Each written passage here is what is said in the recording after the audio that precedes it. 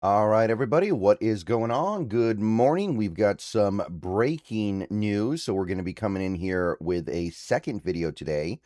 Don't do that a lot these days, but sometimes something happens that just demands it, and that is what we have here. So, just a handful of minutes ago, not too long ago at all, so I am being pretty timely on this one. We got a report that the Minnesota Vikings have made their decision on their new general manager. Remember, they were in the market for one. They had interviews with a bunch of different people, including one current member of the Seattle Seahawks front office. And they have made their decision, and it is indeed that member of the Seattle Seahawks front office that is now going to be the Vikings general manager. This video is sponsored by Prize Picks. More on them a little bit later, but Nolan Teasley has been hired by the Minnesota Vikings as their new general manager. We've talked about Nolan Teasley a little bit before, but Teasley was the assistant general manager for the Seahawks in recent years. And it makes sense that he would be getting a position like this because when you are the assistant GM for a team that just won the Super Bowl with a record-setting amount of dead cap space, there are going to be other teams that probably want to hire you as the full-on general manager. So, yeah, it certainly makes plenty of sense why he would be getting this opportunity, and he is now heading to Minnesota. So there are a couple of different ways to look at this. This is him, by the way. I know that most of us don't know him by appearance because, let's face it, people in the front office are not very public-facing for the most part. But, yeah, the Vikings have punched in their commitment to Nolan Teasley as the new GM. And there are a couple different ways to look at this if you are a Seahawks fan. So let's start with the good stuff. Let's start with the stuff that is, I would say, positive about this. And Dan Viens lists out those two reasons right here, although they're both, I think, readily apparent when you think about this scenario. But he does a good job laying out exactly what we can take away from this positively. So this is a member of the Seahawks front office, a longtime member of the Seahawks front office that is now going to another team. And what happens when you have guys that grew up in your system go to other teams is you have this automatic, entrenched, implied positive relationship with the people who run that other team. It makes it easier to make deals with them. It makes it easier to make trades with them. And it just gives you a wider sphere of influence.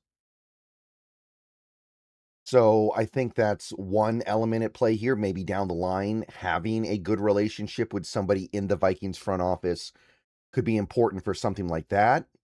Maybe at some point you want to hire somebody from the Vikings coaching staff, but you don't know exactly what they did for the Vikings. So you want to ask them, hey, what did this guy mean to you?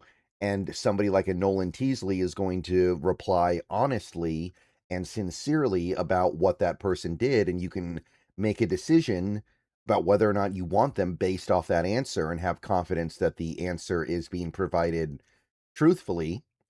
And having those kinds of people in other front offices is very valuable. So that's number one. If you like sports, then the best way to make them even better and more exciting is using the Prize Picks app, where it always feels good to be right. Prize Picks makes daily fantasy simple. Just pick more or less on your favorite players and build lineups with a few taps. Whatever sport you're into, and obviously we are now firmly into the NFL offseason, so we're all about baseball. We got some basketball, we got some hockey, whatever it is you like. Prize Picks gives you a fun way to stay locked in while you're watching. Definitely make sure to use the promo code HMA. Prize Picks is hooking up users with $50 in lineups after you play your first $5 lineup. If you use that promo code, that is HMA. I've had a great time on Prize Picks so far, so definitely get on over to it, check it out, and make sure to get your lineups. And don't forget about Team Picks, where you can pick winners, spreads, and totals on any major game. So download the app now, use HMA, and get on over to Prize Picks, where it always feels good to be right. And remember, always gamble responsibly.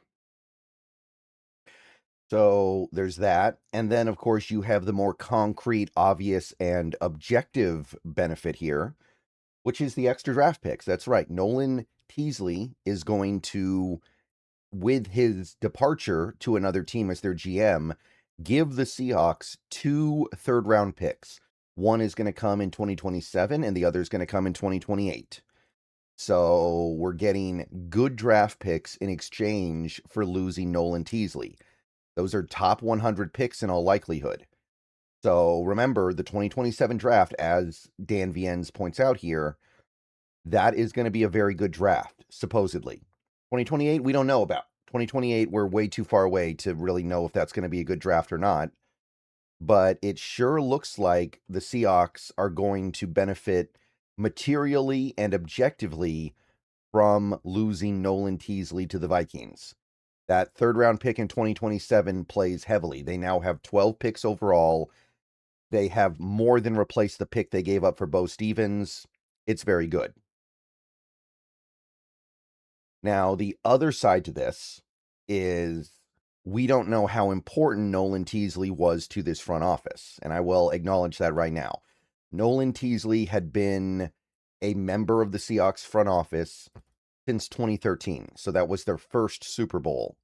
He was an intern in the team's scouting department then. Now, I'm not going to act like an intern in the scouting department was crucial to what the team was doing, but you look at the way he worked his way up. He was a pro personnel scout from 2014 to 2016. He was the assistant director of pro personnel in 2017.